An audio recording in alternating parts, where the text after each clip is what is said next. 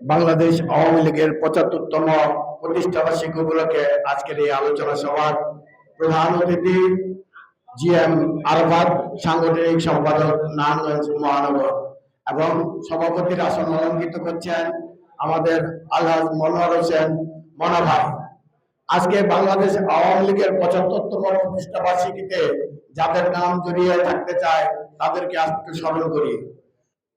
জনাব মৌলানা আব্দুল হামিদ খান বাজানিকে স্মরণ করি হোসেন শহীদ সোহরাওয়ার্দী সাহেবকে স্মরণ করি, হাজার বছরের শ্রেষ্ঠ বাঙালি জাতির জনক বঙ্গবন্ধু শেখ মুজিবুর রহমান সাহেবকে। তারই হাত ধরে বাংলাদেশের জন্ম। এই জন্মলগ্নে আমরা আজকে এখানে দাঁড়িয়েছি বিশেষ এক অনুষ্ঠানে। অনেকেই রাজনৈতিক ভাষায় বলে থাকেন দক্ষিণ মেরু, উত্তর মেরু, আবার কেউ কেউ বলে থাকেন এখানকার মাটি তেমুকের ঘাটি, ওখানকার মাটি তার ঘাটি। এখন আবার নতুন করে শোনা যায় আরাফাত বনাম আরেকটি দল।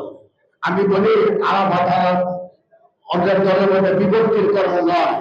এটি হচ্ছে যে আরাফাত একটি সভা করেছিল বন্দরে, সেই সভার হাত ধরে কয়টি সভা হয়েছে? 5টি সভা করতে হয়েছে। তার মানে 1:5। আমাদের আরাফাত সাহেব হলো 1 আর তাদের হলো 5, 1:5। অনেকেই বলে বন্দরের মাঠে মুখের ঘাটি। আমি বলি বন্দরের মাঠে মুখের ঘাটি যদি হবে তবে আমাদের মহামান্য আব্দুল রশিদ সাহেব কেন ফেল করলেন? তার তো ফেল করা উচিত নয়। সেখানে একজন অন্য লোক পাশ করলেন, তার অর্থ এই দাঁড়ায় যে আপনারা যা বলেন তা সত্য নয়, সেটা অমুকের ঘাটি সেমুকের ঘাটি নয়। আবার আমাদের কাছে এরকম অনেক পত্রপত্রিকায় পাই যে হ্যাঁ আমরা ওয়ার্ড কমিটি করেছি, আমাদের মধ্যে ভুল ভ্রান্তি আছে, আমরা ভুল সংশোধন করবে। আপনারা যে ভুল স্বীকার করলেন, এটা ভুল স্বীকার করারই তো একটা নাই। আমি দাবি রাখি এই ভুল সংশোধন করার জন্য আপনারা পুনরায় সমস্ত ওয়ার্ড কমিটিগুলিকে পুনরুদ্ধার করে, যেটা আমরা গণতান্ত্রিক প্রক্রিয়া, আওয়ামী লীগ গণতান্ত্রিক প্রক্রিয়ায় বিশ্বাস করে, গণতান্ত্রিক প্রক্রিয়ায় ভোটের মাধ্যমে আবার সব ওয়ার্ড কমিটি গঠন করা হয়।